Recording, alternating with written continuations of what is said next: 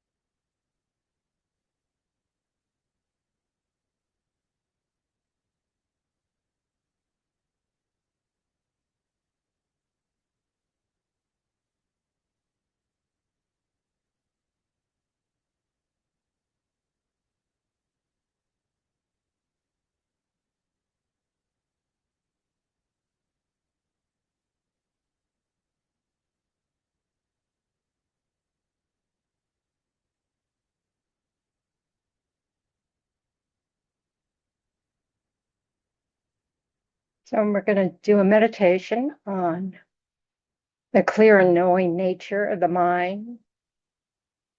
So we can set a motivation that is recognizing the importance of taking care of our mind. And to take care of our minds, we have to know what's going on in the mind. So we have to practice being aware of our awareness. And this will not only benefit ourselves, but it can help us benefit others.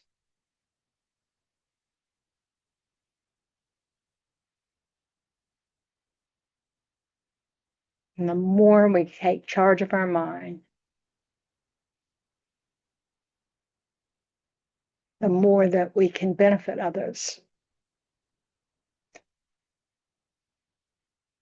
So just sit quietly.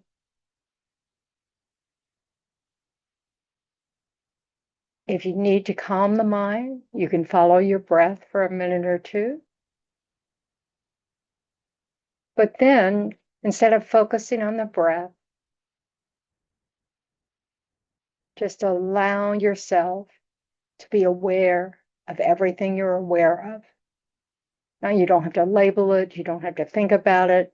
It's just without effort, just allowing your awareness to be foremost in your mind.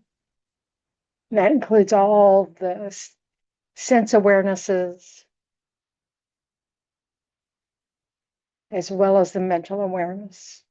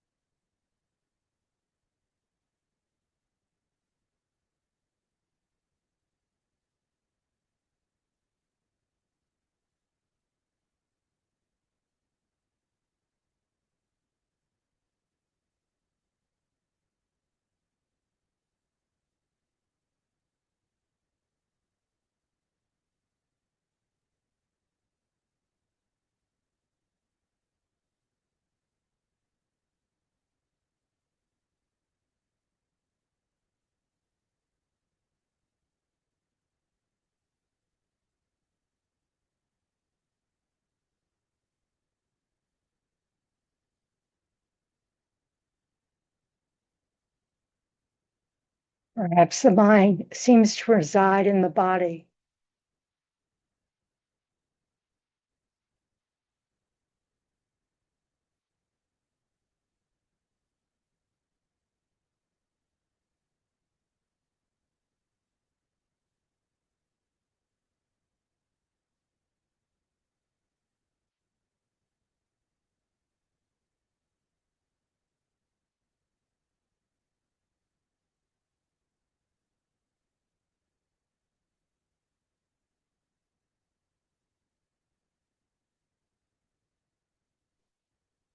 Notice how the mind's awareness extends beyond this body.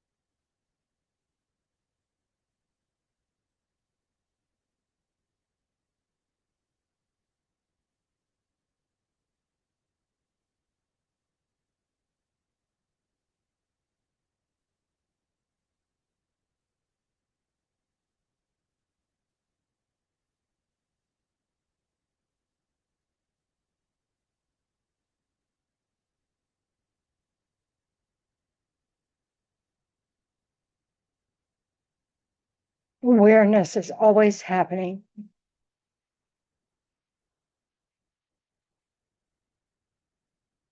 even when our thoughts are inattentive or distracted.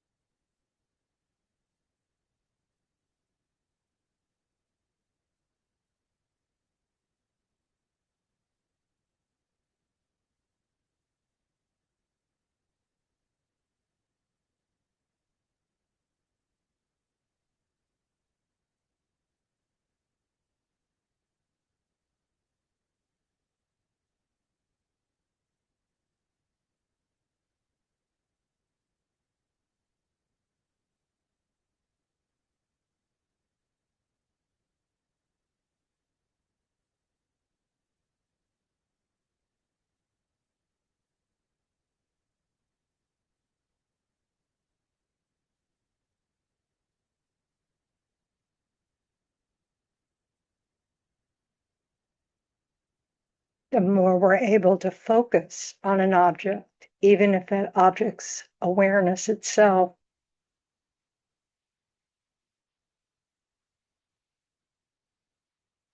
We can discover how much we are aware of. It's our lack of focus, our inattention.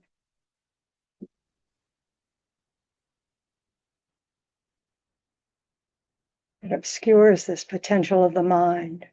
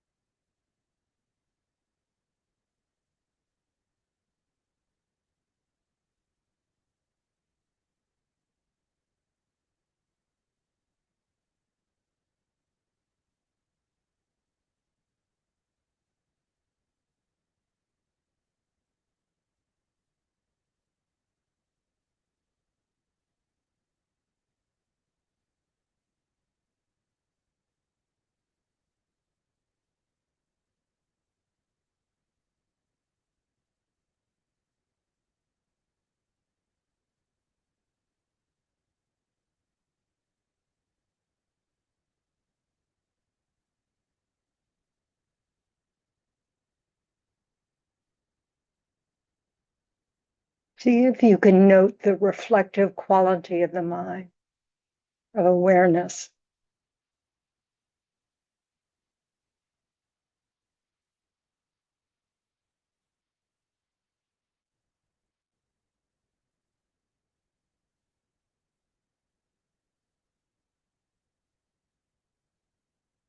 Awareness experiences.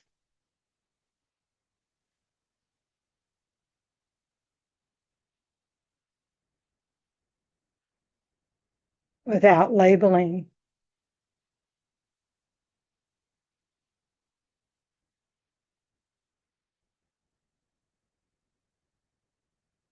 Without concepts.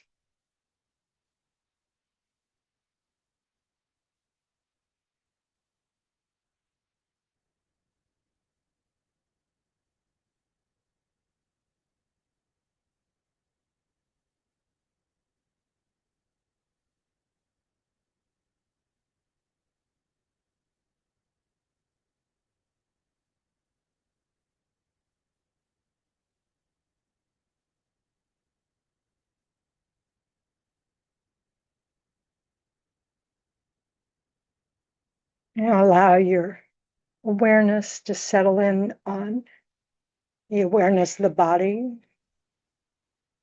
sitting here, the temperature in the room, your breath going in and out.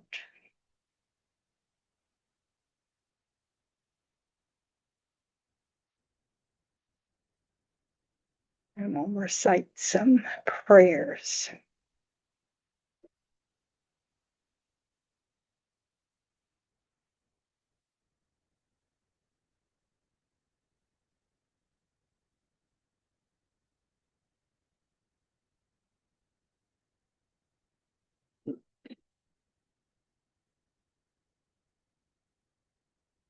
Reverently, I prostrate with my body, speech, and mind. I present clouds of every type of offering, actual and imagined.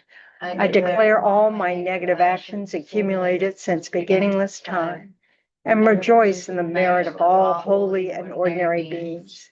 Please remain until the end of cyclic existence, and turn the wheel of Dharma for living beings. Dedicate my own merits and those of all others to the great enlightenment. Refuge prayer.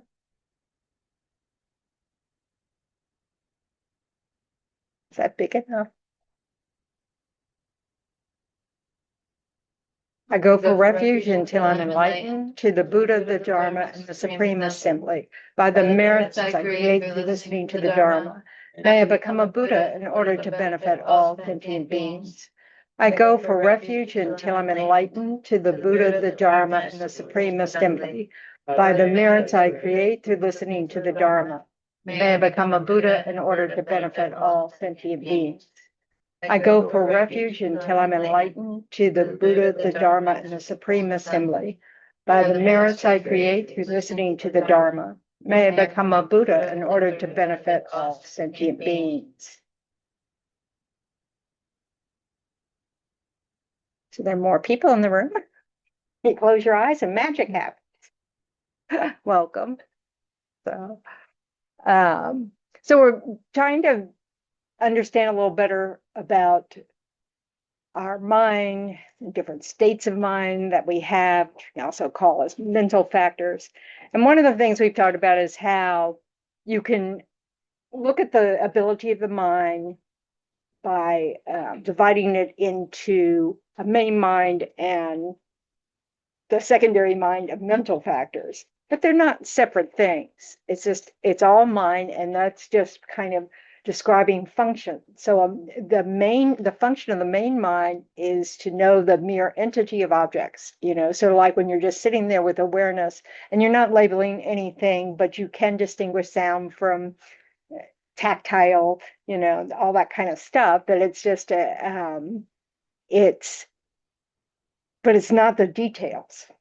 Whereas our mental factors are what help us zero in on the details of what we're aware of.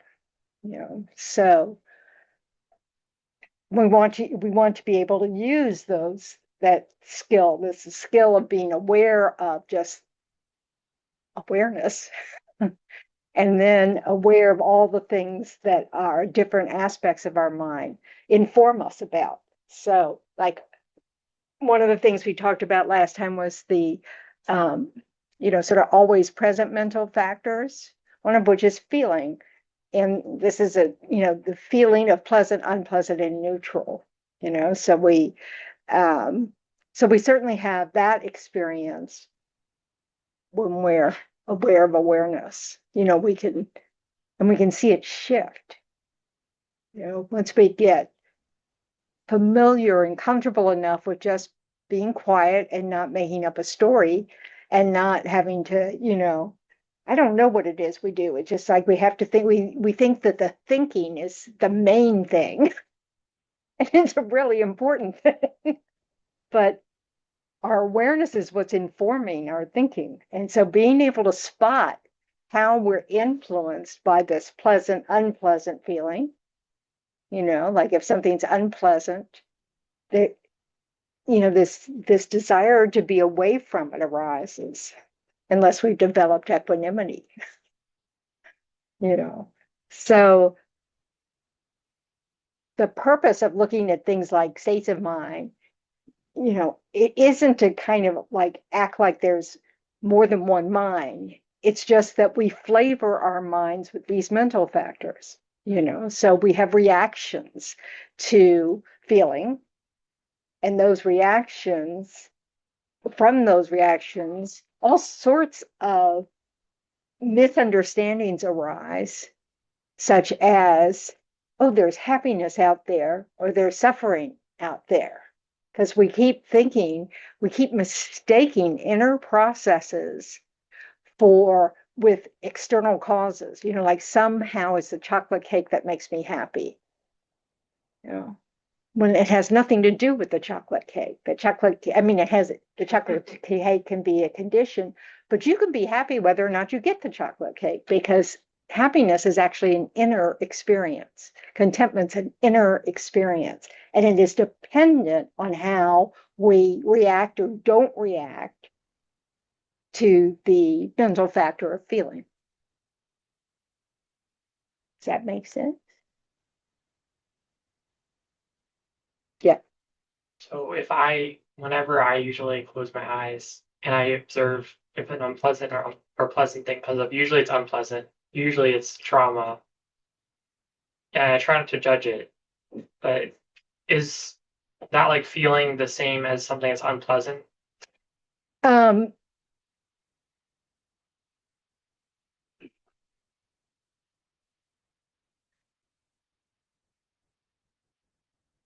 Your unpleasant feeling when you're thinking about trauma, so the thing about trauma is a condition for you to experience an unpleasant feeling. you can work towards having a response to that unpleasant feeling of equanimity. So it depends on what you do with it. That's the power of our mind. Like, so if we discover, I have a habit of thinking about really negative experiences again and again, is that skillful? And one way we can take some of the power away from these kind of memories, both good and bad, I mean, all our memories, is by the way we respond to them.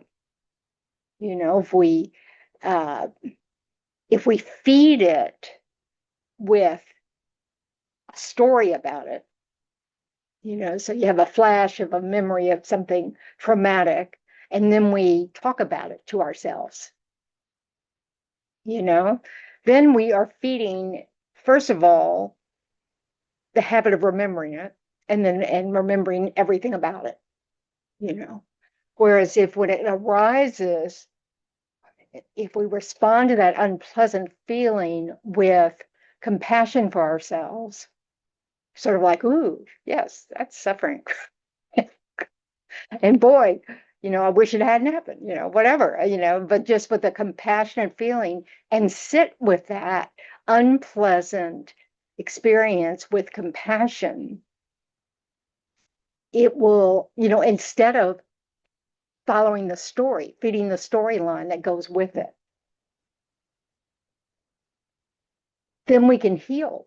We can kind of move forward because it's not happening now. That's important with memories. Memories are not happening now.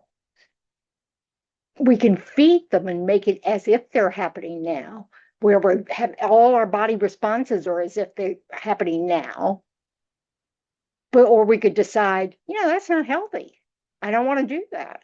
It's giving it that memory way too much power.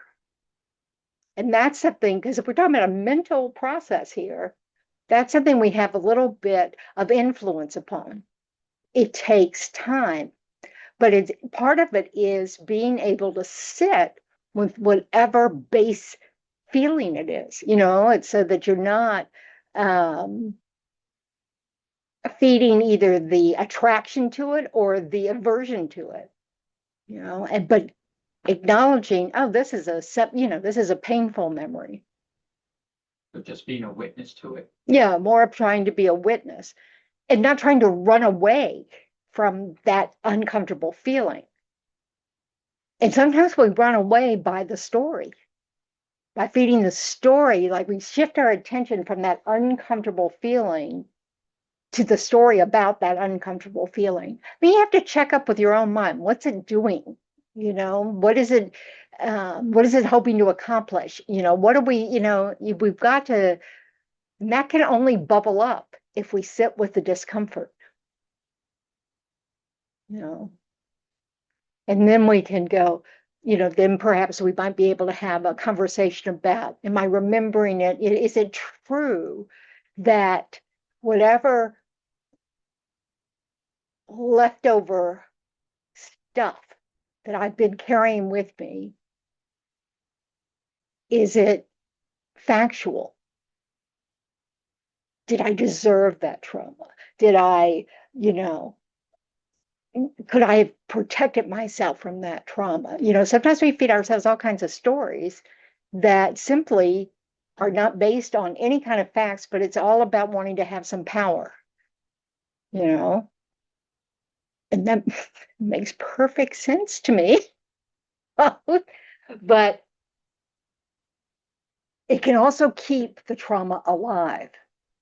So we just have to be very mindful with ourselves of going, okay, it's not happening now. I can step back, And if it's useful to be reflecting on it, like you're in therapy and you're reflecting on it, then, okay.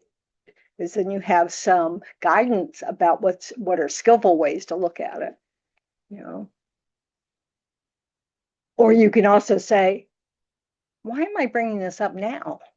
What's going on with me that's making it a condition for me to bring this up again?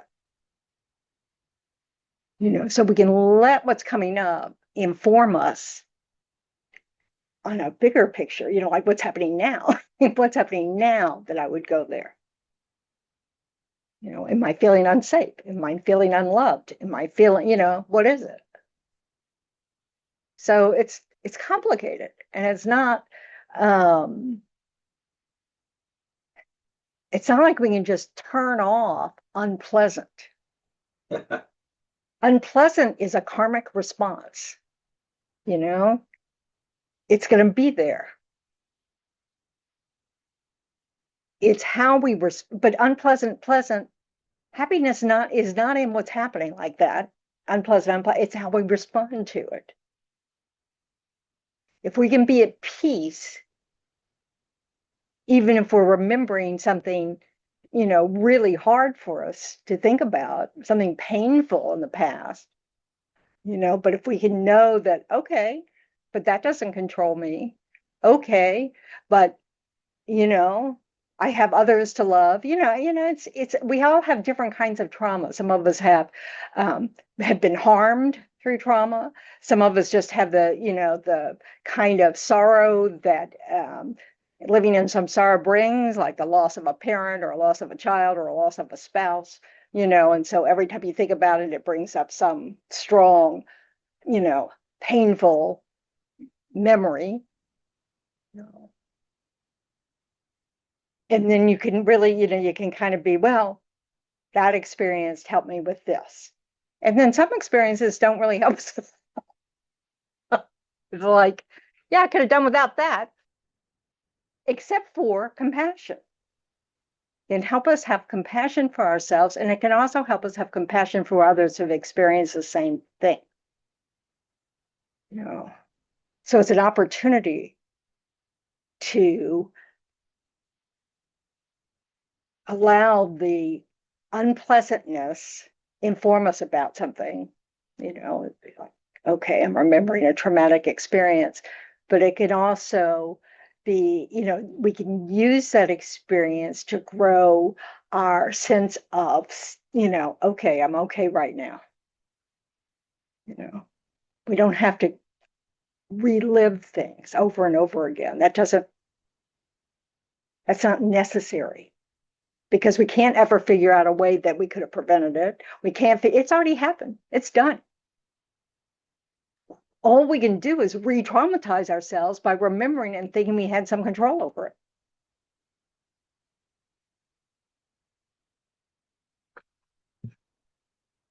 But often we need help with that. And often it's not something you can do all by yourself.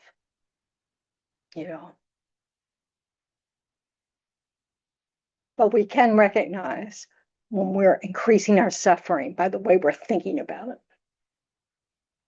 And then we may need help to quit doing that. So, which is not unusual. Does that help at all? Yeah, thank you. That was a great response.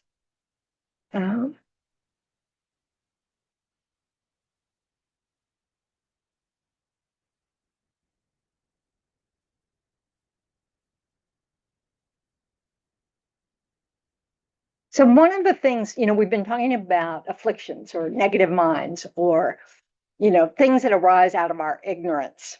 And one of our main sources of these different thoughts and states of mind and all this stuff is the way we think of ourselves.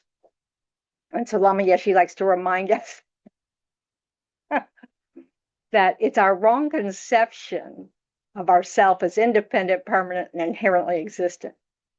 And that I that we hold to be permanent and that is just this way, it can't be changed, and it doesn't deserve this, blah, blah, blah, all these different things, doesn't exist at all.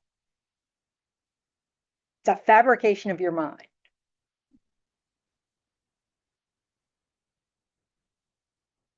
And we totally believe it. So we have to really work hard at recognizing that it's not true. And how do we work at that? We have to come up with reasons why it's not true. So there are many different angles you can do it, and so it's like the fact that whenever we think of, I'm stupid, we can argue against that, and we should. because we're trying, part of our ignorance, that unknowing of how things actually exist is a wrong conception. If we want to get out of wrong conceptions, we have to quit believing in our wrong conceptions. So we have to analyze, we have to examine, we have to think, why do I think that? You know, does everybody have that reaction to going home for a family visit and with your siblings, and all of a sudden you're 12? You know, and it's really hard to just keep, go, why am I reacting that way? And then going, oh, I'm reacting that way because I'm back being, I'm still living at home and I'm a 12-year-old and I'm still trying to get even with my older brother and da da da da da, whatever.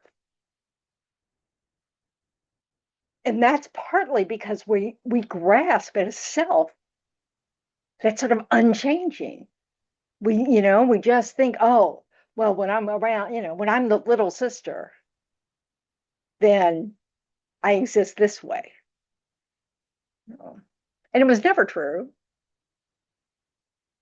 I mean, we might be a little sister.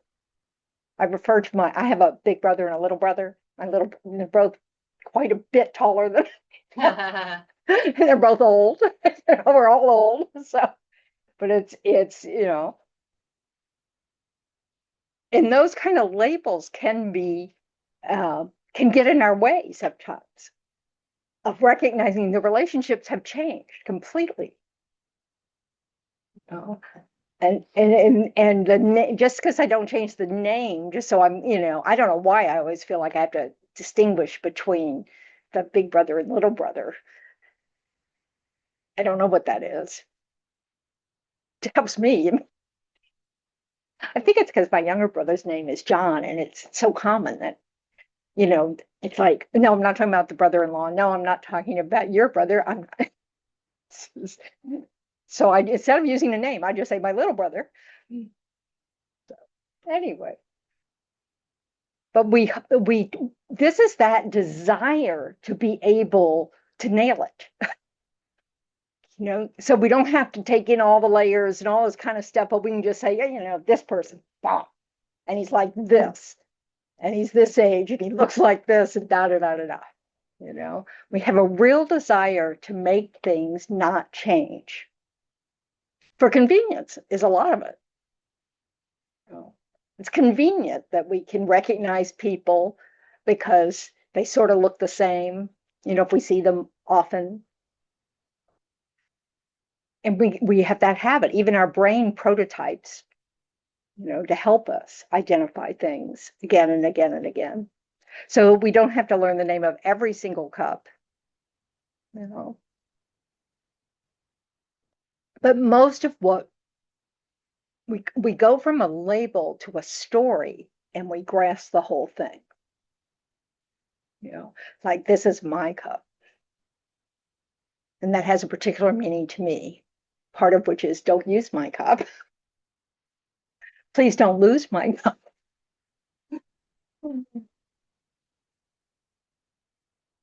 It has been misplaced once or twice. Yes, it has. And I was just such a happy camper when that happened. And attachment. Of course. And it's so easy to spot, particularly in other people. And it's even easy to spot in yourself when it's so not important. What's not easy to do is to stop it from arising. That's what takes effort. Is to, if somebody comes in the room and go, is this your cup? Yep. And not to go beyond that. Not to have that feeling, oh yeah, and I like that cup. So please don't take it. But we're doing this all the time.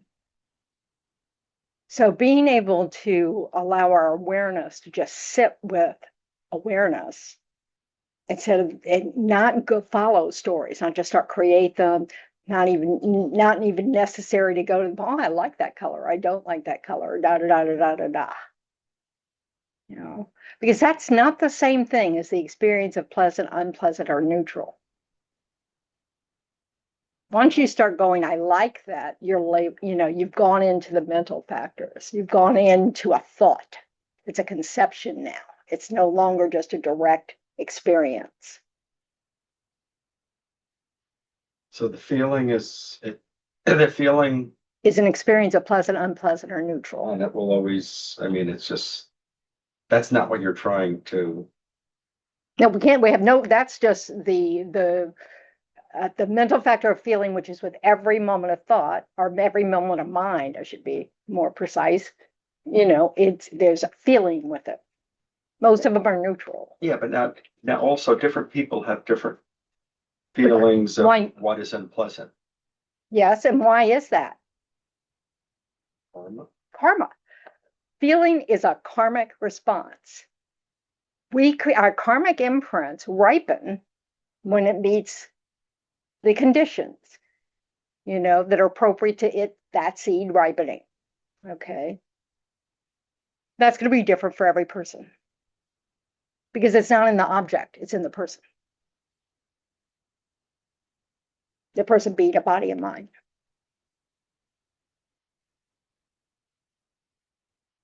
So pleasant, unpleasant, and neutral is an experience we have based on our past habits.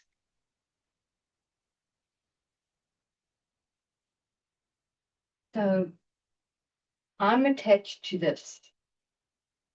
But the reason I'm attached to it is because it costs me a lot of money and I can't buy another one. I mean, It doesn't matter the reason. The attachment causes suffering, and you've just displayed it. Yeah. Because if I lose it, I won't be able to afford to replace it. Yep. There's a difference between knowing those facts, knowing that you don't have the money to replace it, that it's useful or whatever, well designed, whatever, blah, blah, blah, blah, blah, and suffering due to those facts, And this is what we're aiming for eventually, where we can respond to whether it's pleasant, unpleasant, or neutral with just equanimity, knowing that our contentment or our peacefulness or our, we don't have to become agitated just because something that we like disappears. Because we know things are impermanent. And impermanence doesn't just mean this can be hit by a truck or that I can be hit by a truck. Impermanence means that things go in and out of your conditions, they're not there. Because you lose it, because it finally deteriorates and falls apart. Just like friendships. They come and go. The difficult people in our lives, they don't stay static. They're different people that become difficult people. It moves. It's a constantly moving target. Our lives are rivers. We are literally just a series of mental and physical moments. I had a friend from high school that I thought had ghosted me, and I couldn't figure out why. I don't know. I couldn't figure out what it is that I did. And so I found out that he died. oh, well, see, now you feel better about yourself because he died. So we really want to look at those kinds of things. Wouldn't it just be better to have equanimity, whether we turn things into stories. I'm attached to whether someone still likes me or not. We think our worth depends on it. And so we need to understand, what's that telling me? I believe that my worth depends on whether every person I've ever met would still consider me someone they like. And they'd reach out to me occasionally. That's a huge expectation of the world. And it's not like that, is it? Your worth isn't determined by how many people like you. Your worth is determined because you exist. And you'll always exist. You'll always be part of the family of sentient beings until you're a Buddha.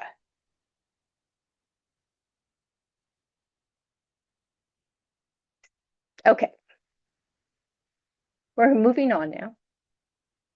So what are the things that cause our negative states of mind to arise? We talked a little bit about the negative states of mind and the three poisons of attachment, hatred, and ignorance. So part of it is obviously our karmic seeds. And we're talking about negative. That's why we have afflictions. We also have karmic seeds of positive stuff.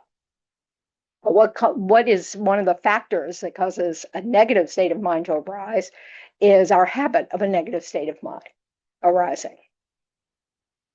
Then the conditions of objects of desire or aversion, when they're present, that can be a condition for those negative states of mind to arise. So like when there's chocolate cake sitting near you, the desire to actually eat it might be there. Like Thin Mints. Yep. Then we have detrimental influences, which are like our friend. Like murder mysteries. Now that's more like verbal stimuli. So, this is one of those things when we realize I really need to quit hanging out, this group of people because they're always bad mouthing other people. And it's just so easy for me to just jump in and join in. And I don't want to jump in. I don't want to practice that habit.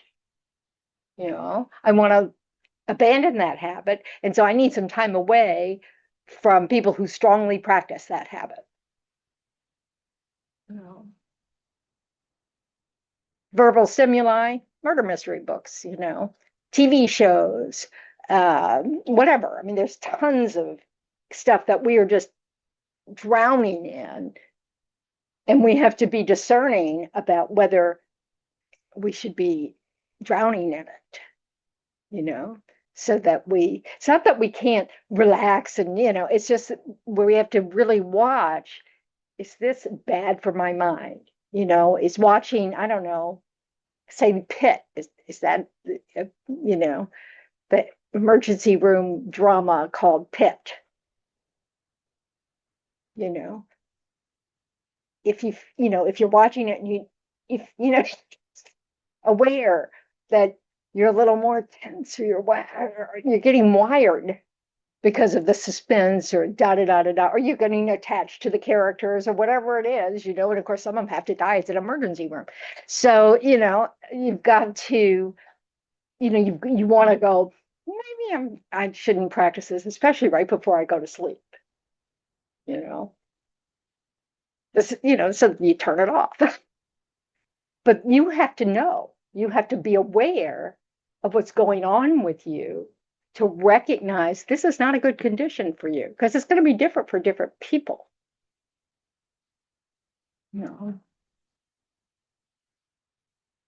Well, what about, a lot of stuff fits that criteria, right? I'm sorry, a lot of stuff. On the same TV, right? So how do we incorporate the concept of how you react to it versus the attachment that you can get to what you're watching that specific? That's what I'm saying, is that you have to be aware of what's going on with you to determine whether or not you should cease that condition. You need to see if it's a condition for agitating your mind. And it changes, doesn't it? I remember being in my car when I was going through a breakup and my dad had the radio on or something and it was playing all these love songs. I said, Dad, please turn it off. It's just making me suffer. And he thought I was nuts, but my mom got it right away. So we need to know if we're being stirred, if it's a condition for negative states of mind to arise, because that makes us practice it. Even just as simple as watching a ball game where we get really frustrated with the team and we start getting angry at the other team or at the refs or whoever it is, and it's practicing the mind of aversion towards sentient beings. And so we need to decide, is it worth it? Is watching this, is being obsessive about watching a sporting event and pulling from my team, am I practicing a mind I really want to be practicing? And that's a choice. You know, it's just the Buddha would suggest that when we're agitated, that is a condition for suffering to occur, whether it's attachment or aversion. Because craving is an agitated mind. You know, so it's this taking responsibility of noticing what's going on in our experiencing. And our experiencing is all about mind. That's where we experience. It's in the mind. So, and then saying, I have a choice here. Because we don't always have a choice. You know, sometimes we're in a business meeting or something and voices are being raised and da da da da, you know. But sometimes we completely have a choice and we want to, you know, be able to recognize that and make the choice. Yep. So this is different than avoiding aversion. It's because equanimity, I just want to see how equanimity We relates. want to avoid aversion. We don't want to avoid unpleasant. We cannot avoid unpleasant. As long as we're in samsara, we're going to experience unpleasant. Yeah, like if there's a leaf blower blowing outside my window. So what you want to do is develop, you don't want to, I mean, it's nice if you can avoid things you're averse to. I mean, you know, I can't say there's anything really wrong with that, especially as a beginner. But there are many things we can't do that with. So we have to get used to the unpleasant experience. Because that's what it is. There's this unpleasant noise. If we can just, oh, that's what it is.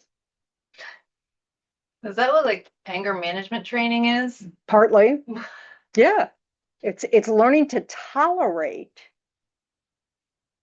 whatever we're experiencing without feeling like we have to react. So is that like patience? Well, patience is a type of it. It's a type of that kind of restraint. Patience is when you try not to retaliate. You know, like say somebody is using power tools or something around your house or something, and then finally you just go out and say, do you really have to do that today? You know.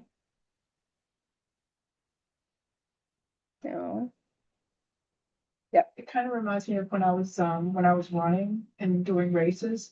You get used to the discomfort, Right. and it's just you just push through it, or you don't even think about it, you don't feel it anymore. You just keep. Yeah, because you're highly motivated for a different reason.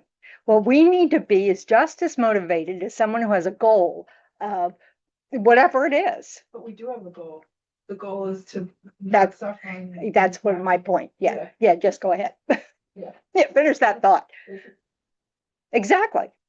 We need to make taking care of our mind a really important, activity, something that we value. And to do that, we need to understand how important our mind is to our sense of satisfaction.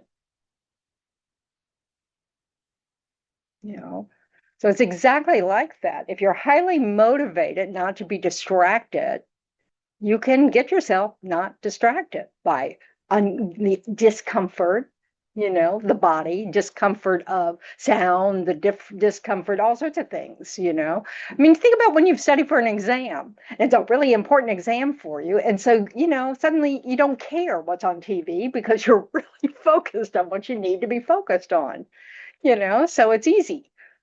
Eventually it's easy.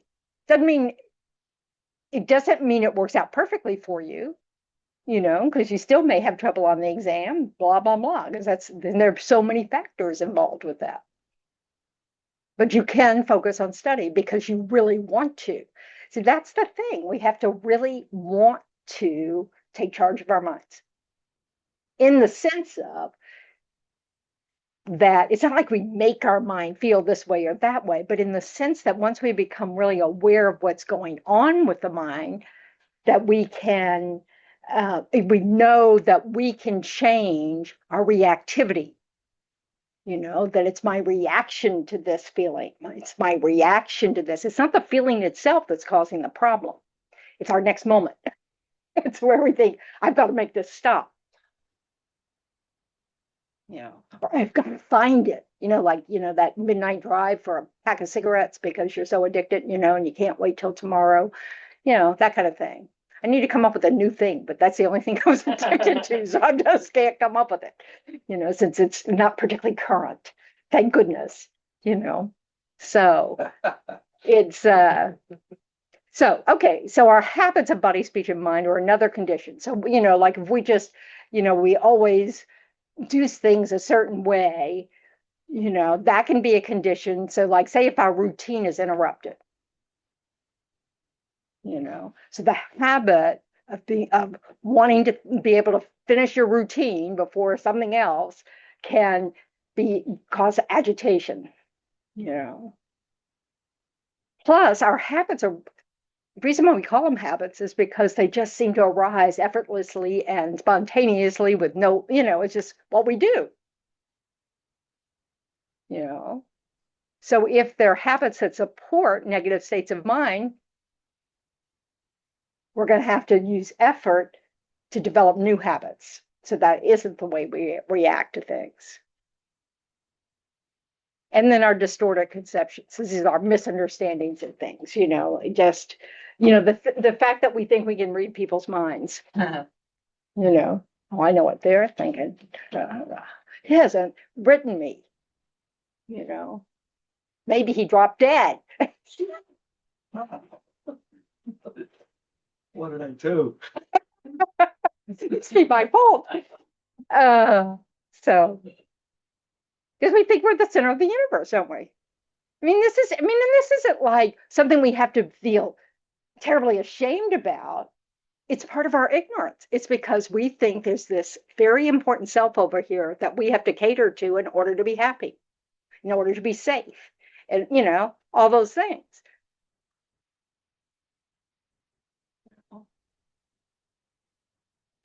Is there such a thing as being safe?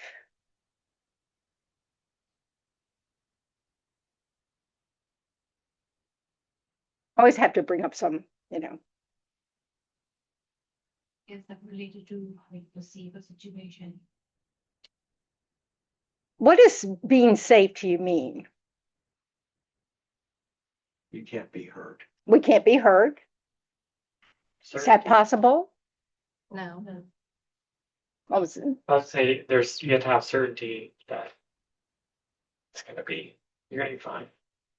Is that possible? No. We don't have control over that stuff. We are the nature to fail. Our bodies will die. So this idea of safety, we can do things to make it less likely we're going to get, I don't know what. We really can't make much happen. The truth is, all of us can be murdered. All of us can die in a car wreck. All of us can be mauled. All of us can be harmed in all sorts of ways. All of us can catch a rare disease. They're just, this body is as fragile as they come. We can be killed by the water, by the wind, by the food, by the sun, but by everything that we need can also kill us. So Time. So this idea of I have to be safe or I have to feel safe. Yes, you can want to be cautious. You park under a street light at night. Not in the dark alley next to. So we can do sensible things. We cannot be safe. Being able to accept that we are fragile and that all our loved ones are fragile and that every sentient being on the planet has a live-by date and that we get sick, we get old, we die. Nothing we can do about that. So trying to control everything to go, where we're just, there's no point in that. There's a point in trying to be sensible. Well, we stop ourselves from doing a lot of things with the idea of just kind of like, oh, it's too big of a risk. And some of those things are like relationships with other people. You know. So the more barriers we put up in the name of safety, in the name of what? What kind of things did we? Having enough money for the future. Which you want to be sensible again, you know. You want to have wisdom. But thinking that you can predict what's going to happen and be safe because you've got some sort of control is not realistic. If we can sit with the discomfort of knowing that, then we don't have to freak out. Because the freaking out doesn't help.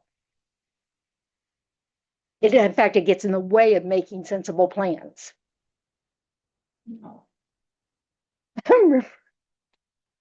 know, when you meet these Tibetan geshes who've never been out of their like monastery or India or something like that, and then they come over to the West and they're exposed to just all sorts of garbage. You know, but they also learn about things like extreme sports or something. And they're like, are you kidding? This is a precious human rebirth. What are you doing? Oh. Just go, let's go free climb a skyscraper.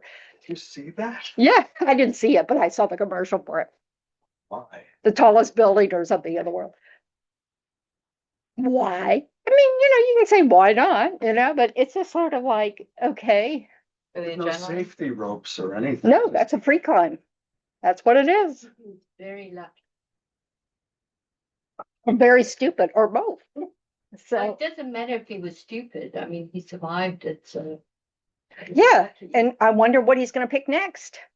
So, you know, but this is the, so much. Geshe Gelug would just kind of go, they call this fun? What is this? But we all have something like that, you know? You know, I've heard though that doing stuff like that, they say it makes you feel alive, but Adrenaline. Oh, yeah, because you're a junkie. That's exactly what it is. It's the same response to pleasant, unpleasant, and neutral that's not equanimity. Ooh, I like the rush. You know, a lot of people are attached to the rush, you know, and we're all attached to something, you know, so it's just, this is the problem, is that we exaggerate the rush thinking, oh, that's happiness there. And it's not true.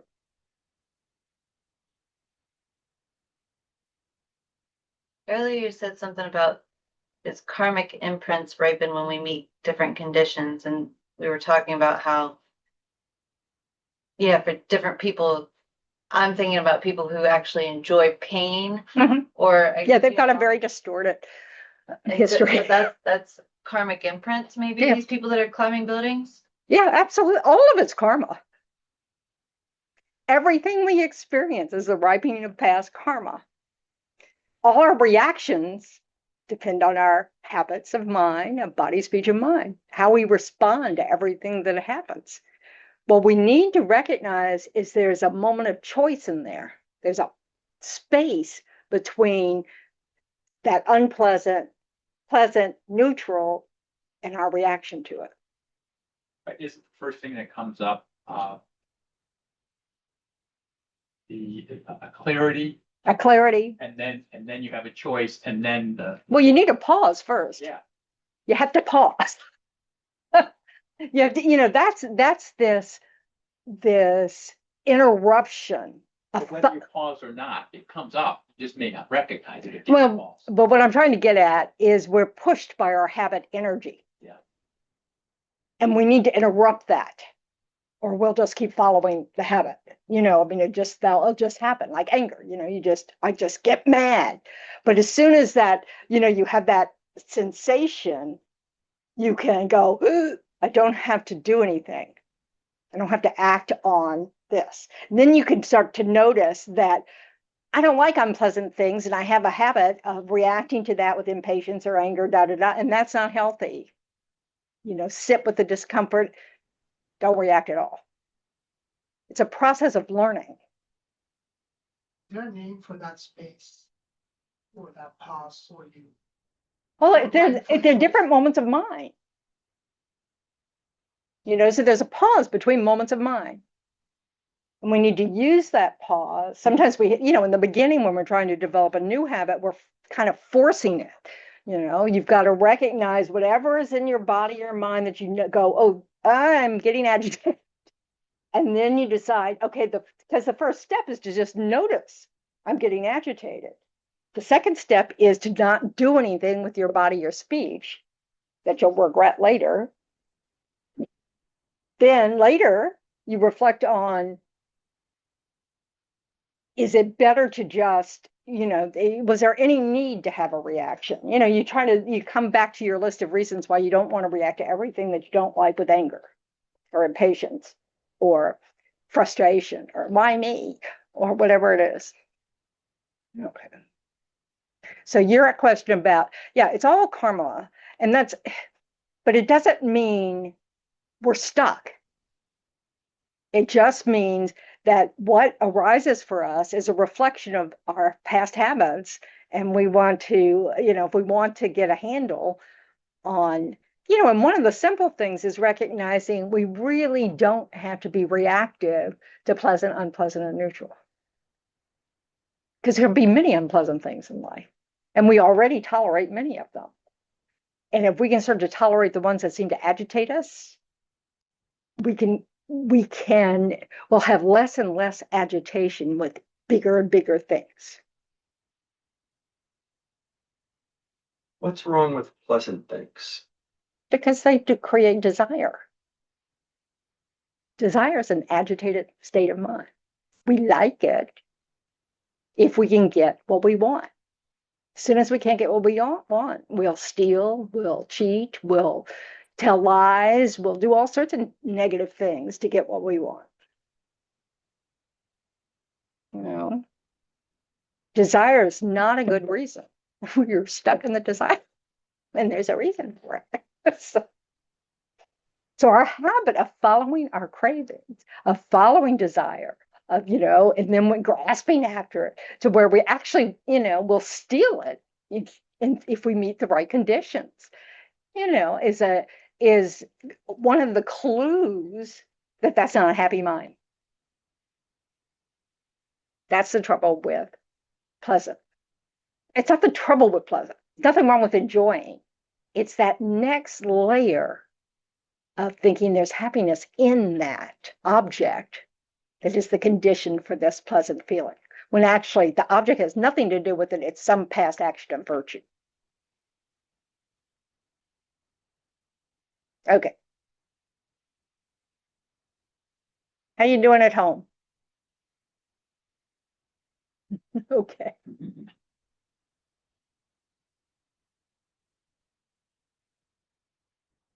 So these factors, like our karmic seeds, they go from life to life. So we keep, they get stronger and stronger if we keep practicing them. The objects of desire and aversion, those can be what stimulates that arising. Because if we associate, oh, there's chocolate cake over there. Detrimental influences, hanging out with wrong friends, going along with conventional wisdom, peer pressure, seeking approval, praise, wanting to fit in. I tell you, one of the funniest things about becoming a nun is over time, I'll have these events and I'll realize I'm just trying to fit in, but I can't really fit in anymore because I'm a nun. I can't talk about the latest movies or go to the movie theater or go to, all this kind of stuff, and I just kind of but I can hear my voice and I'm going, I'm trying to fit in.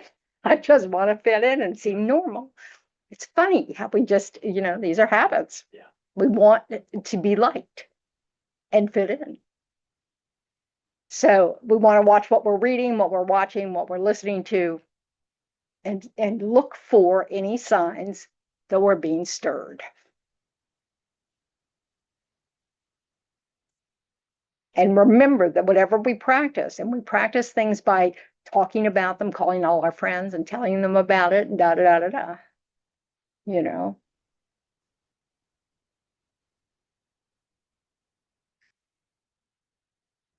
So our distorted conceptions, our inappropriate attention, when we're drawn to things that are conditions for negative states of mind to arise, when we project onto other people things that we have no information actually on, what they're thinking, why they would do that, why would they say that, where we think we're the center of the universe, and so everything that's happening is about us, and when most of it's not. And we forget about karma. We forget that we're experiencing this because karma is ripened. It's not other people's actions that are causing our experience, it's our past actions. People are conditioned, all of it. We're all conditions for events and things happening, but that, you know, that experience of pleasant, unpleasant, or neutral has to do with our past actions. I thought we'd look at some positive factors, just because, hey, they're there too, and we have all these to a certain degree. You know, and all we're trying to do is encourage ourselves to be under conditions that help cultivate these habits, because these habits actually are not wrong conceptions. You know, they're heading towards correct view. You know, so it's, you know, we can start having that inner peace. So it's our constructive states of mind that, when they're present, cause our actions of body, speech, and mind to be positive, to be virtuous or constructive. Same way that our negative states of mind cause, you know, the actions of body, speech, and mind to be non-virtuous or negative.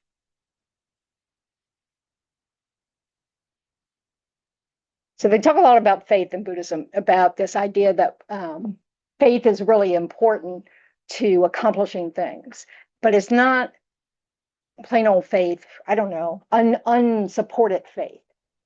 It's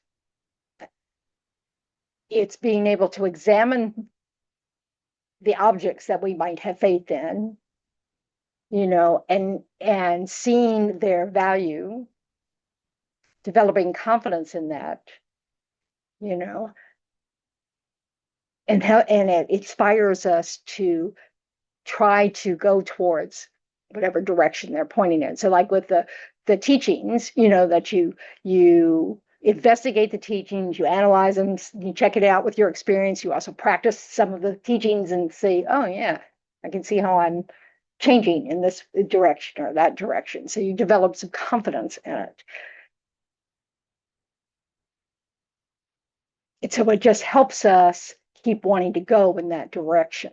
So that's part of why faith is considered an important element of change. We have faith that the direction we want to go in, that this activity will bring us to, is something we want, like happiness. So there are three types: clarifying or clear faith, wishing or longing faith, or aspiring faith. There's so many translations of this. Trusting or faith of conviction.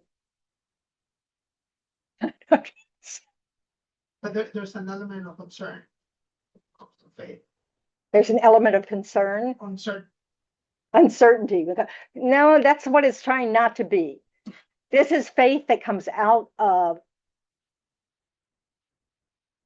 your creating experiences to make you help you have confidence in whatever it is you're putting your faith in. I read the word wishing. Wishing is about aspiring to be able to accomplish that. You know, so like the Buddha says, you know, if you might want to give up stealing, because stealing leads to suffering, you know, and then, you know, so you look into that and see all the different reasons why. Could that be true? Because why does it lead to suffering? And, you know, so you investigate. And then you decide, yeah, I can see how that's not a good habit. Because I certainly don't like when people take things from me, you know. So maybe I shouldn't inflict that on others, especially if the, cause and effect, I'm just creating the cause for me to be stolen from. Um, and then you desire to quit stealing, to have, that you will have you're no longer interested in that action at all. And then say you realize, oh, now that I've quit stealing, I'm a lot less afraid of being arrested. I'm a lot less afraid of, people can trust me around them because I don't steal their stuff, blah, blah, blah, blah, blah. So you start to have some confidence that there's some truth to this fact that you'll suffer less,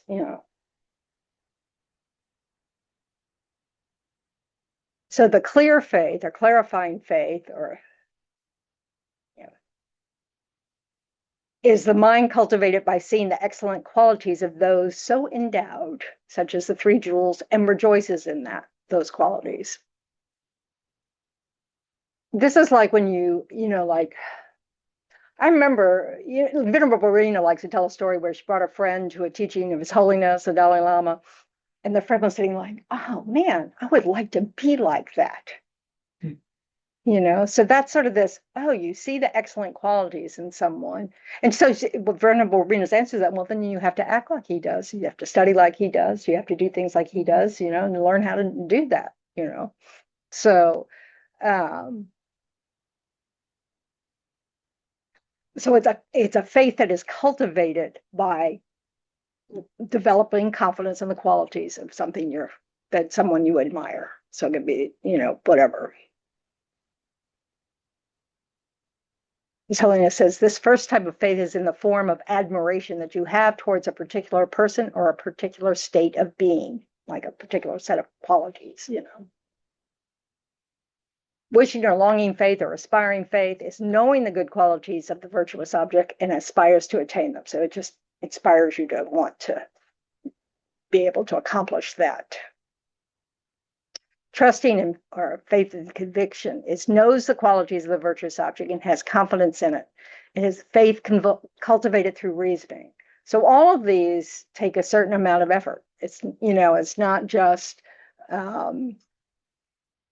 it's not just that you like the looks of someone, and just decide, or they're charismatic or something, and blah blah blah. You kind of listen to what they're saying and know what they're doing, and try. You do a little investigation before you have admiration for them.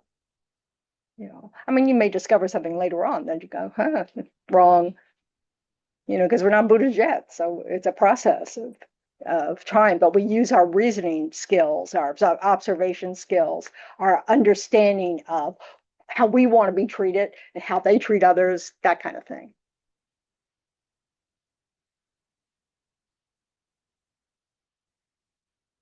Once you develop a sense of aspiration, then you can develop deep conviction that it is possible to perfect such a state of being, and that's the faith of conviction.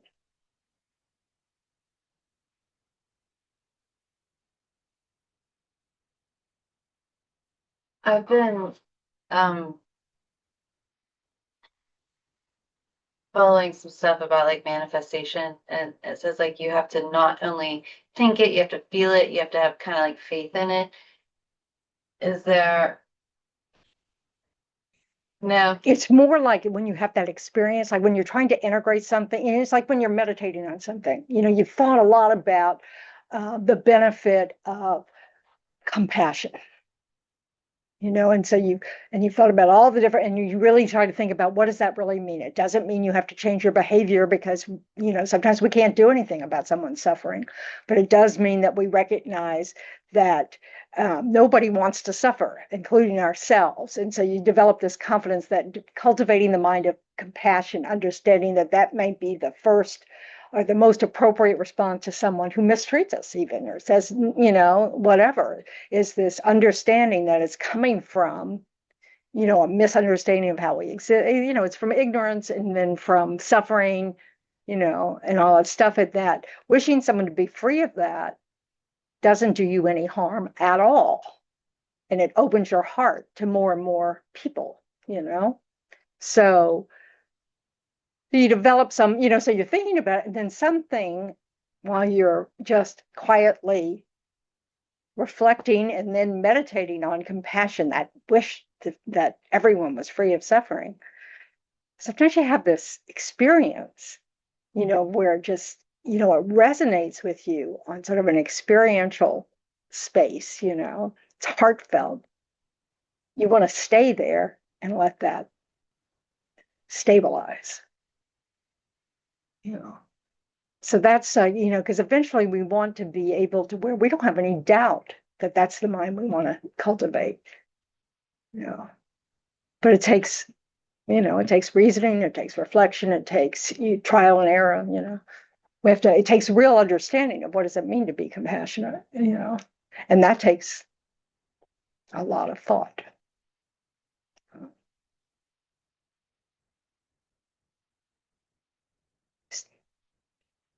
So integrity, which used to be translated as shame, which I just always loved, and it's a virtuous mental factor because of the way it was defined.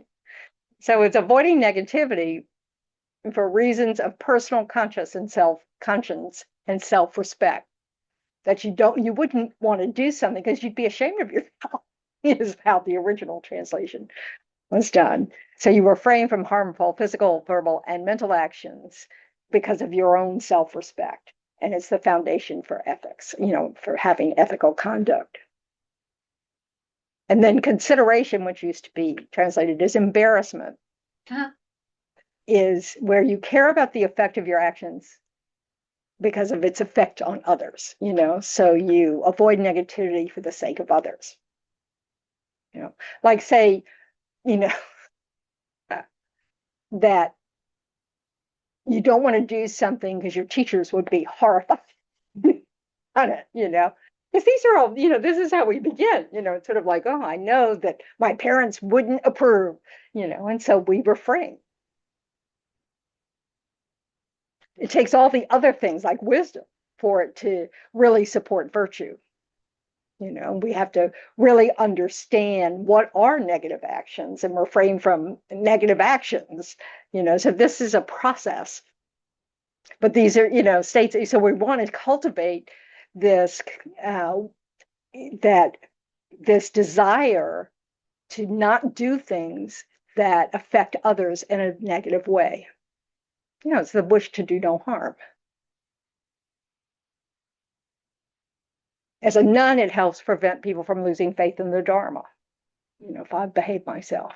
I was going to say, is that consideration, does that take into account that that, let's say, being noisy in the household, you live with someone else, like that bothers them, that harms them? Yeah, you'd have to know. Yeah. You'd have to know that. Yeah. But it doesn't mean you're shrinking yourself or like... No, it's that you were taking them into consideration. Like say that they are studying for a big exam. Yeah. So then you go, and they may have asked you, they say, I'm really struggling here to concentrate, can people keep it down? And you decide, yeah, I can keep it down because that they, need that right now. We are interdependent and interconnected. It's okay that other people need us to do things. We need them to do things too. Yeah, I just know from being an opera singer, my people in the house, they don't want me to sing a lot of times. My neighbors don't want me to sing. Right. So that's interesting, Karma, isn't it? yes. I just I don't know what to do with that. Like, how should I? You might need to move. Yeah. Some for clothes. Yeah. So it's hard. It would be hard. Yeah. It's like if somebody I can imagine both things. Like I can imagine having a roommate that's a fabulous violin player and it getting old. I can imagine that, because, that's what we're like. Can't you play something else? Blah, blah, blah. Isn't it ridiculous? I mean, but this is how we are. It's like, it's all about me. So it's some, of course, let's hope that I wouldn't act that way. But it's just, but the point is, I can imagine someone finding it tiresome. And so we have to try to find a way that works. And sometimes we can't. Sometimes we have to come up with a new arrangement because we need to practice and other people need quiet.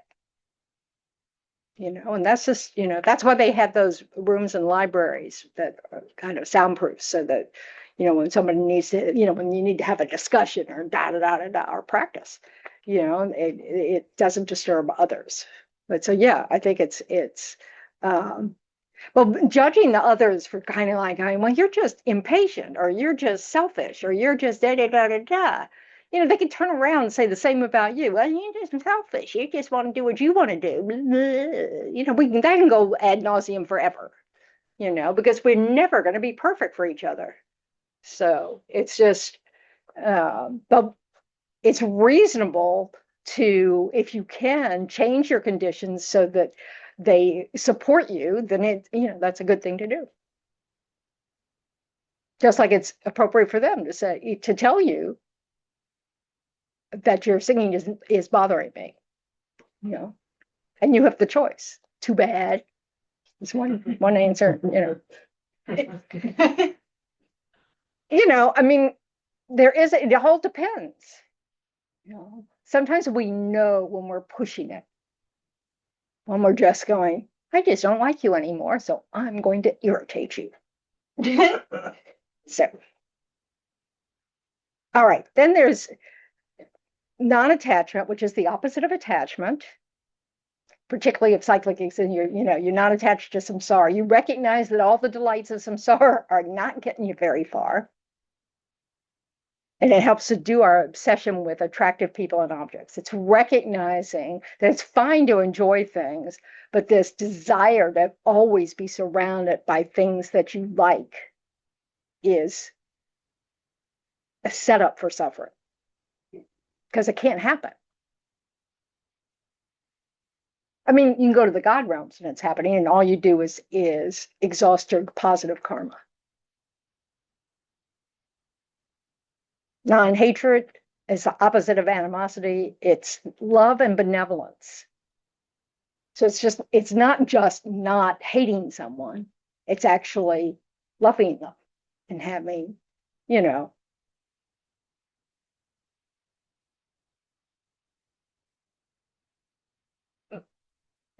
I like these. These are from His Holiness and Thubten Chodron's book, and I really like the flavor of them.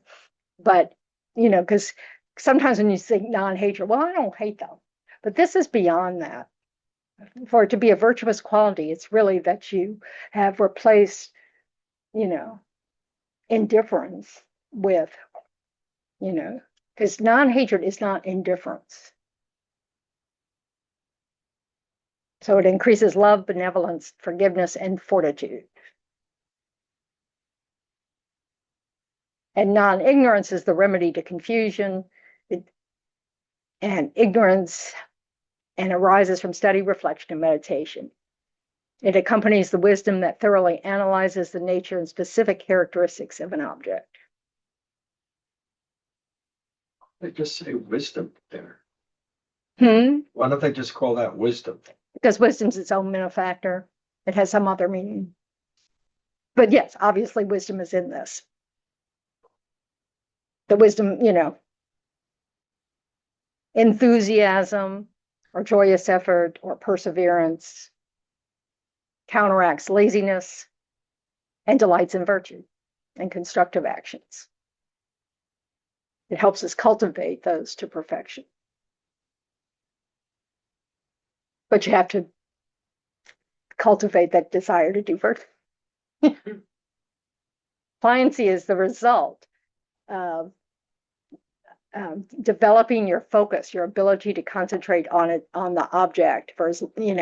When you can develop calm abiding so that your mind can stay on an object for as long as you want, you have this pliancy of body and mind. So your body is not going to get in the way. The discomfort of the body is not going to arise.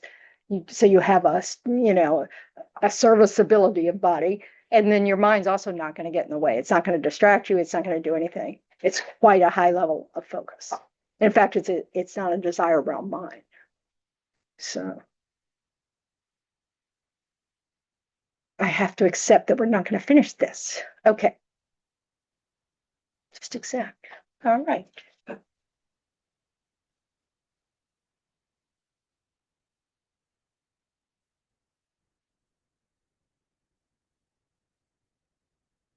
So it's helpful to really get familiar with the flavors of these things, that, and, because like we all know, the basics of, why stealing's a non-virtue, why, lying's a non-virtue, blah, blah, blah. But we really want to see be able to get to the more subtle and more subtle and more subtle meanings in that. Because, it's not just the lies we told as children, maybe, or, that kind of stuff. It's that, sometimes we manipulate situations through lying, trying to get what we want. It's not talking about tactfulness. It's talking about, this, because that involves consideration for the effect your words have on others. So we really want to get a feel for these things, in a very meaningful way, and that takes just recognizing, we might do something or say something and think, oh, that really wasn't the truth. And then just look at that. You don't have to change. I mean, you might need to change what you said to the person, but, we just really try to understand all the different layers of that and what the consequences might be. So anyway, so there's a meditation on clarity of the consciousness. I haven't looked at the website to see what's there because I don't have the link. So I didn't register for the course. Funny that. So if somebody wants to send me the link to make sure I know what's on there. There's like 6 of them. So so we have clarity of consciousness, we have continuity of consciousness, we have They have continuity of consciousness, clarity of consciousness, meditation on the Buddha, touching the essence. Okay, see, none of those actually aren't the ones that should be there. So I was worried about that, but I was just gonna say they're different on the DB completion card than they are on the website. yeah, and it should be the ones you have on your completion card. Okay. So ask me for them. So, they're not many, we'll do better for how to meditate because that didn't really matter today. But mainly it's this clarity of continuity of consciousness, clarity of consciousness. The mind is knower. I think there's another one. There may be one on rebirth. No, that's a whole different course. Oh, that's on the completion card. Oh, it is. Well, all right. Yeah. Too bad y'all have to do something with that. So do that meditation. We'll do one on the practice day. This might be one too. Precious human rebirth. Yeah. Longer meditation on the precious human rebirth. Yep. Okay. So maybe Anthony was looking at the completion card because he did this. Emily completed all these courses and took all the exams. So which one do you want us to do this? So where do we find that? Well, you've got some. So let's do precious human rebirth since that apparently is on the completion course. It doesn't have a number, meditation number like the other ones do. Just Oh, that's because it depends on who put the list on the. Right. Because the online website's different yet again. Is there a standardized? Well, no. Of the class? Well, you'd think so. But no, because we're all teaching it, so it's going to vary on the teachers. So like I create my own exam because of that, because it doesn't seem fair. But so you want us to work on precious human rebirth meditation? Yeah. Yep. Have you done clarity of consciousness? Yeah. Okay. Yeah. Did somebody else say anything? Okay. All right. prayers. Thanks, Jennifer. All right. All right. All right, prayers. I keep saying that.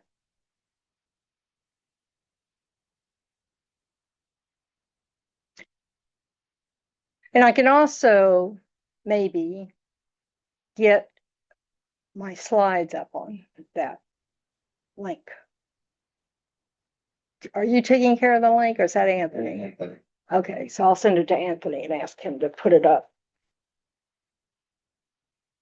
They're not complete because I make them up as I go. I always change it. No two courses are the same. Did you start early today? I waited the 4 minutes till my computer said 7 o'clock, sort of. Oh, anyways. What time does your watch say? No, I was on I'm late timing. now. Yeah, well, yeah, but I wasn't. So there you go. Well, it doesn't matter. But I was looking for an email. I thought maybe you moved it up so we could do a meditation or something. No, I just got here 10 minutes early and finally my impatience kicked in and said, it's time to start. Because I'm selfish. So if you need to go early and we haven't done the prayers, at least dedicate, make the dedication to wish that your positive efforts will, make you become a fully complete Buddha for the benefit of all sentient beings, quickly, something like that. Because you always want to dedicate. Because you kind of lose the merits if you don't dedicate, according to the Buddha.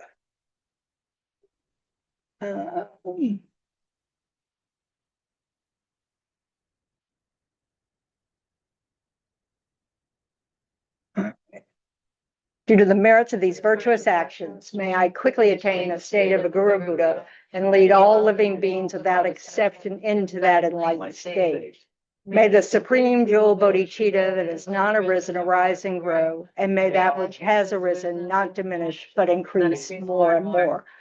Just as the brave Manjushri and Samantabhadra too realize things as they are, I too dedicate all these merits in the best way that I may follow their perfect example. So these 3 verses kind of are a good dedication because you're making that aspiration to become a Buddha. You're making that wish that your bodhicitta increases, and you're making the wish that you're dedicating with the idea of emptiness of this thing, reality just as it is.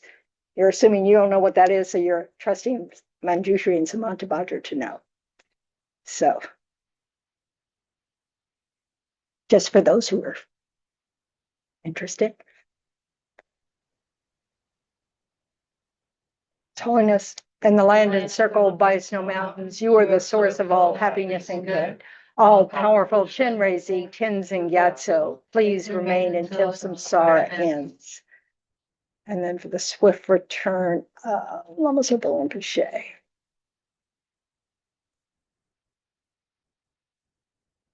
Peerless teacher and assembly of the children of victorious ones, Sravakas and Pratyeka Buddhas, victorious Lozan father and sons along with the lineage masters, all the objects of refuge of infinite lands, please bestow the virtue and goodness of accomplishing this prayer here and now. Holding and spreading the Muni's precious and complete teachings through explanation and practice, you wore the armor of patience that's never discouraged. Incomparable Venerable Guru, to you I make request. While striving single-pointedly for the sake of the victorious one's teachings, the sole gateway through which all benefit and happiness emerge, and for other living beings, you suddenly departed to peace. What a great loss. Nevertheless, through the undeceiving truth of the blessings of the ocean of the 3 jewels, and the great waves of bodhicitta of the children of the victorious ones, may the smile of a reincarnation swiftly beam in glory for fortunate disciples. So thank you all for your efforts. And we have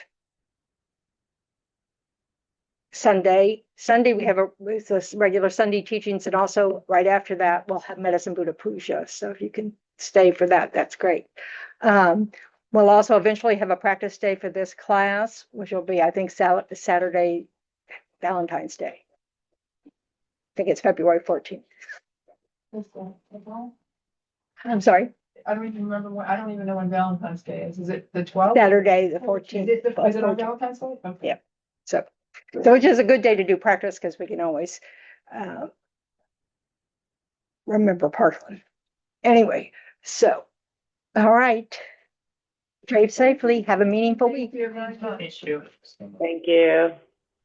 Bye, guys. No, it's not. Thank you and good night. Good night. Unfortunately. I'm sorry.